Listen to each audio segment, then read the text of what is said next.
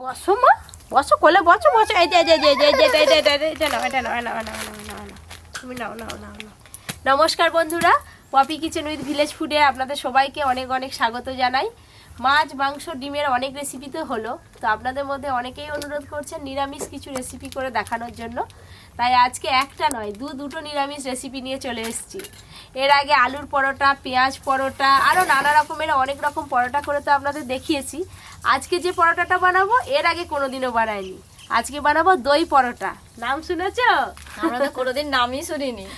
আর দই পরোটার সঙ্গে থাকবে বাটার পনির। আপনারা পুরো ভিডিওটা দেখতে থাকুন। সামনে পুজোও চলে এসছে, সবাইয়ের জন্য বেশ ভালোই একটা রেসিপি নিয়ে এসছে আজকে। দেখো লুচি, নানা রকম পরোটা, নান এগুলো তো হয়েই থাকে, কিন্তু পরোটা খাবে যদি পরোটার স্বাদ একটু অন্যরকম হয়, বেশ বন্ধ হয় না, তাই না? খেতেও ভালো লাগে। হ্যালো বন্ধুগণ, আমাদের বেল বেজে গেছে। এই তো পরি বেল বাজি দিয়েছে। বেল বেজে গেছে, আপনারা দেখুন এবার স্টার্টিং হবে আমাদের সব দই পরোটা বানা আমি কি কথা বলবো বন্ধুরা, দেখেছেন কিরকম করছে? সে ঘন্টা বাজাচ্ছে। হ্যাঁ, সে ভালো করে মিক্স করে নিচ্ছে আগে থেকে, আমাকে আর করতে হবে না, হয়ে গেছে। আজকে দই পরোটা বানাতে কি কি লাগবে আপনাদের বলে দেব। প্রথমে নিয়েছি ময়দা, গরুর দুধ, চিনি একটু গুঁড়ো করে নিয়েছি, লবণ, টক দই আর সাদা তেল। এই যে এক বাটি, বড় বাটির এক বাটি টক দই নিয়েছি, টক দইটা দিয়ে দেব। এই দইয়ের বাটির মাপ করে এক বাটি দুধ দেব।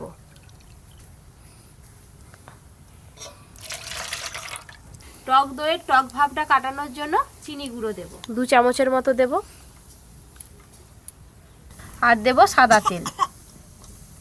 সবশেষে স্বাদ মতো লবণ দেব। সব কিছু উপকরণ একসঙ্গে ভালো করে মিশিয়ে নেব। কি হচ্ছে ভেলকি বুঝতেই পারিনি, দেখো না, যখন খাবো তখন বুঝবো। শরবত হচ্ছে।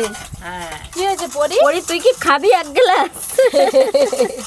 সব কিছু একসঙ্গে খুব ভালো করে মিশিয়ে নিলাম। এবার ময়দা দিয়ে দেব। এবার সব কিছু একসঙ্গে ভালো করে মাখিয়ে নেব। আর একটু ময়দা লাগবে, ময়দা দিয়ে দেব।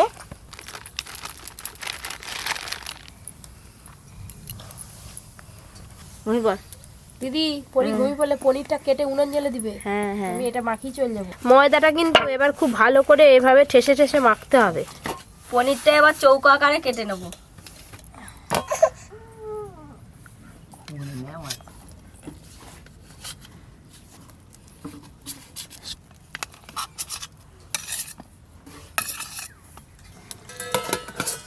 এই যে বেশ ভালো করে সুন্দর করে ময়দা মাখানো হয়ে গেল। ওপর দিয়ে একটু সাদা তেল ভালো করে এইভাবে লাগিয়ে চাপা দিয়ে রেখে দেবো।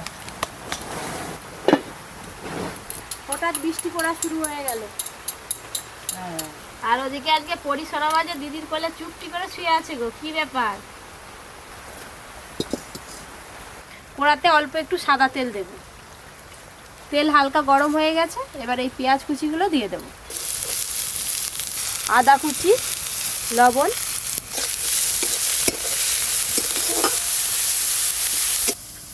পরি এবার মশলা বাটবে তুমি। পেঁয়াজ আর আদার রং একটু চেঞ্জ হয়ে গেছে, এবার বাকি সব কিছু একবারে দিয়ে দেবো। এবার দেবো কাজু বাদাম, চাল মগজ, টমেটো কুচি,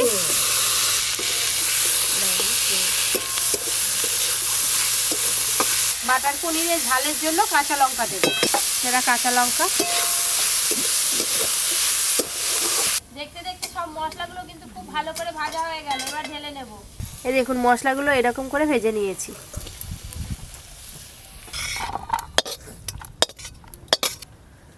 মশলা না বাটা হলে আমি আর রান্না শুরু করতে পারবো না। ঝটপট মশলাটা বেটে ফেলো, আমাকে পরীক্ষা দাও।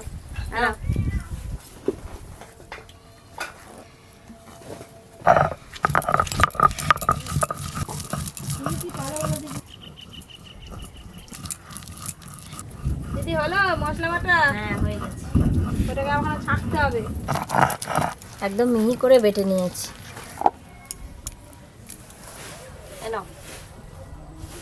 বেটে রাখা মশলা, ওপর দিয়ে সামান্য একটু জল দেব।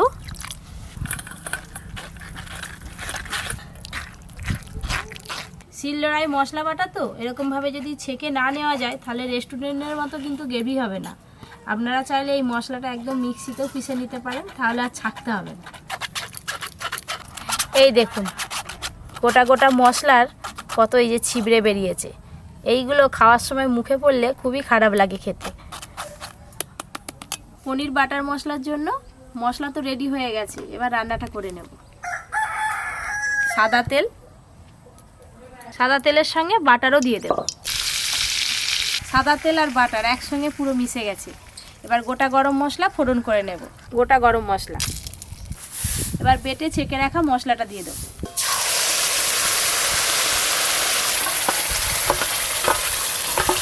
ধনে গুঁড়ো দেব, ঝালের জন্য তো কাঁচা লঙ্কা দেওয়া আছে। এবার রং ভালো আসার জন্য কাশ্মীরি রেড চিলি পাউডার দেব।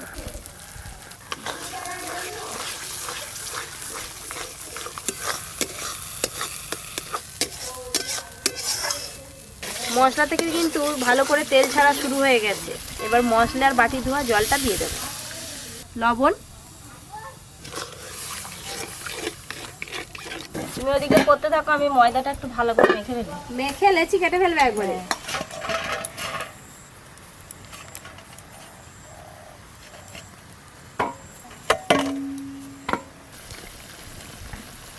এদিকে কিন্তু গ্রেভিও বেশ ভালো করে ফুটা শুরু হয়ে গেছে। পনির বাটার মশলার জন্য পনির কিন্তু আলাদা করে আর ভাজতে হয় না। এবার পনিরগুলো দিয়ে দেবো, কেটে রাখা পনির। এবার এই গ্রেভির মধ্যে পনিরের পিসগুলো খুব ভালো করে ফুটাতে হবে। বাটার পনির কিন্তু একটু মিষ্টি মিষ্টি খেতে বেশি ভালো লাগে, তাই একটু চিনি দেব। চিনি গুঁড়ো, আজকে যেহেতু বাটার দিয়ে পনির রান্না করছি তাই বাটারের পরিমাণ একটু বেশি লাগবে। প্রথমে দিয়েছিলাম আর রান্নার শেষে আবার বাটার দিয়ে দেব। বাটার পনির করতে গেলে সব শেষে একটু কাসুরি মেথি দিলে বেশ ভালো লাগে। কাসুরি মেথি ছড়িয়ে দেব।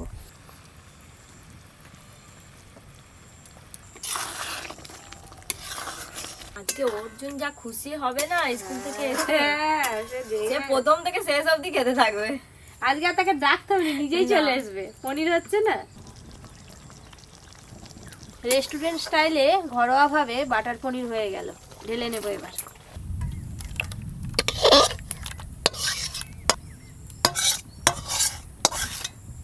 আমাদের বাড়িতে অনেক লোকজন আছে তাই গ্রেভি একটু বেশি করেই রাখছি। সবাই গ্রেভি খেতে খুব পছন্দ করে।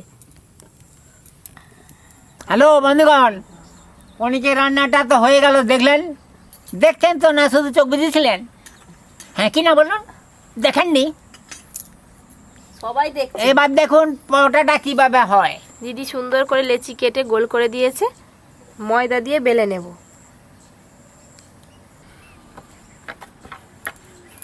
দিদির একটা ছোট কাজ আছে, ওই কর্নফ্লাওয়ার আর সাদা তেলটা ভালো করে মিশিয়ে ফেলো। অতটা কর্নফ্লাওয়ার দিওনি, হাফটা দিবে। সামনেই আছে কর্নফ্লাওয়ার, সাদা তেল। এই পরোটাটা গোল করে বেলতে হবে কিন্তু। সুন্দর গোল করে একটা পরোটা বেলা হয়ে গেল। এখানেই কিন্তু শেষ নয়, এরা আরও প্রসেসিং বাকি আছে। গোল করে বেলা তো হয়ে গেল। এবার কর্নফ্লাওয়ারের এই যে ব্যাটারটা আছে অল্প একটু দিয়ে দেব।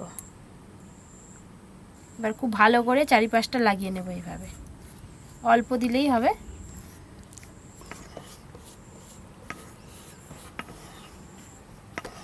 এবার এই যে একটা ধারালো ছুরি নিয়েছি, এই ছুরির সাহায্যে কেটে নেব।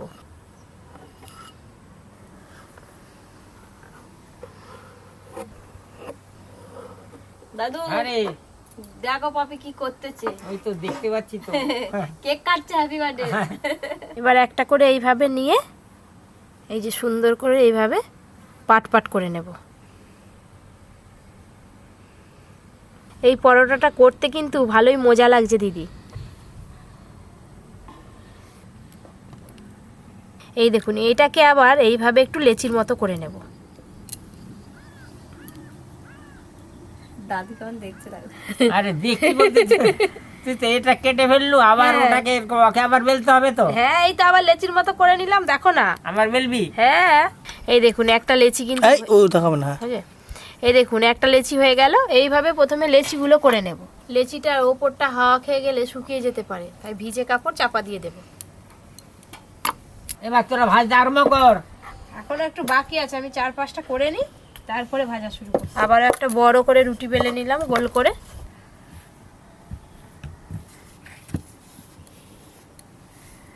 কর্নফ্লাওয়ারের এই ব্যাটারটা কিন্তু অবশ্যই দিতে হবে, আর কর্নফ্লাওয়ার না থাকলে ময়দার সঙ্গে সাদা তেল মিশিয়ে নেবেন, তবেই কিন্তু লেয়ারটা ছাড়বে। ঠিক একই রকমভাবে কেটে নেব। আমি একদিকে করছি আর ওদিকে দিদিও শুরু করে দিয়েছে, ভালোই হয়েছে, তাড়াতাড়ি হয়ে যাবে। তাড়াতাড়ি তো হবেই। আবার একই রকমভাবে একটা একটা করে এইভাবে ভাজ করে নেব।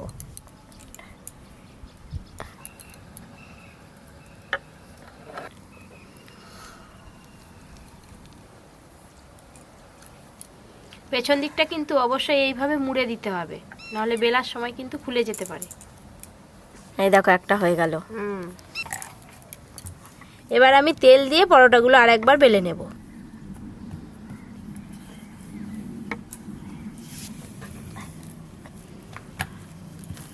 এবার এই পরোটা কিন্তু একটু মোটা করে বেলতে হবে, খুব বেশি পাতলা করলে হবে না। দাদু, আজকে একটু সময় লাগতেছে, কিন্তু ভালো করে তুমি যে খাবে, পরোটা বেলতে একটু সময় লাগতেছে, তাই না? এই দেখুন, এই পরোটাটা একটু মোটা করে বেলে নিয়েছি। একই রকম ভাবে এই পরোটাটাও বেলে নেব। আমি তো দুটো পরোটা বেলে নিলাম, এবার ভাজা শুরু করে দিই, আর তুমি যেগুলো আছে বাদ বাকিগুলো বেলে দাও। হ্যাঁ চল যাও। দিদি তো উনুন ধরিয়েই দিয়েছে আগে থেকে। এই তাওয়াতে আজকে পরোটা ভাজবো। তাওয়া তো গরম হয়ে গেছে, এবার পরোটাগুলো ভেজে নেব। প্রথমে কিন্তু তেল দেব না, প্রথমে সেঁকে নেব। পরোটাটা একবার উল্টে দেব। এই দেখুন, এখন থেকে লেয়ার ছাড়া শুরু হয়ে গেছে। এবার সাদা তেল দিয়ে দেব। এই পরোটাগুলো একটু কম আঁচে ভাজতে হবে। এই দেখুন কি সুন্দর ফুলেছে পরোটাটা, দেখেছেন?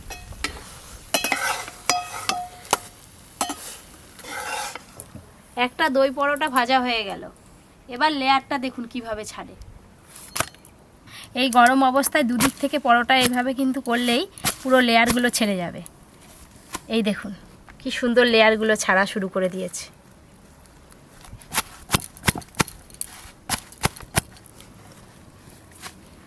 এই দেখুন, একটা দই পরোটা একদম রেডি। একই রকম ভাবে এই পরোটাগুলো এবার সব ভেজে নেব।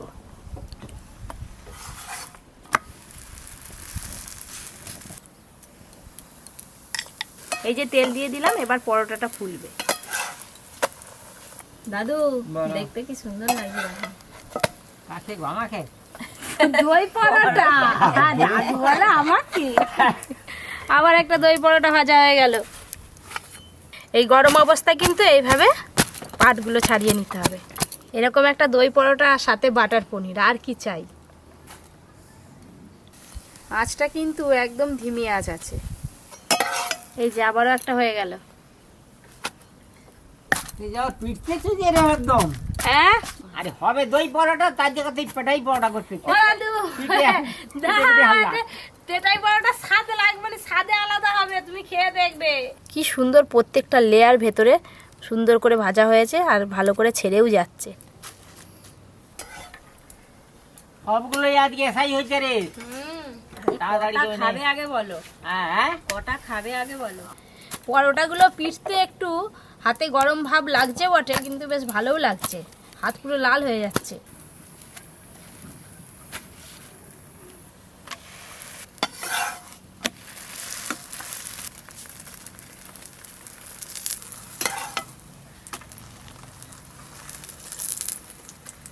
পরোটাগুলো কি সুন্দর ফুলছে দেখো। শুধু যে পরোটাটা ফুলছে তা নয়, এই পরোটাটা খেতেও খুব নরম হবে। খাওয়ার সময় বুঝতে দেখলেই পারবে। বোঝা যাচ্ছে যে নরম হবে। সব পরোটা ভাজা হয়ে গেল।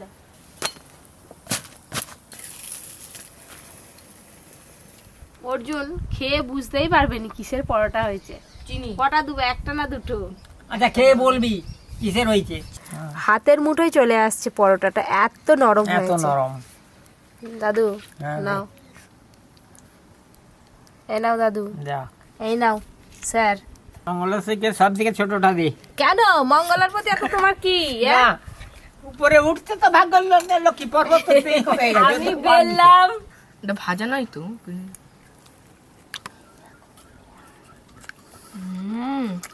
পুরো রেস্টুরেন্টের মতো। আহ আহ খুব ভালো লেগেছে। এই দেখো দই পরোটাটা কত সুন্দর হয়েছে, আর লেয়ারগুলো কি সুন্দর ছেড়েছে দেখো।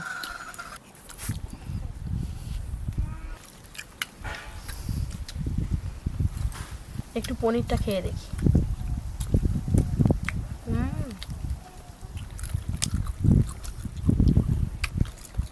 আমি কিন্তু ঘরে অষ্টমীর দিন এইভাবে বানাবো। আজকেই মনে করো অষ্টমী। এরকম আরো অনেক নতুন নতুন রান্নার ভিডিও পেতে Poppy kitchen with village food চ্যানেলটি সাবস্ক্রাইব করতে একদম ভুলবেন না। আর পাশের ঘন্টিটা অবশ্যই ক্লিক করবেন, তবেই সবার আগে নোটিফিকেশন আপনার কাছে পৌঁছে যাবে। আপনারা সবাই খুব ভালো থাকবেন, সুস্থ থাকবেন, সাবধানে থাকবেন।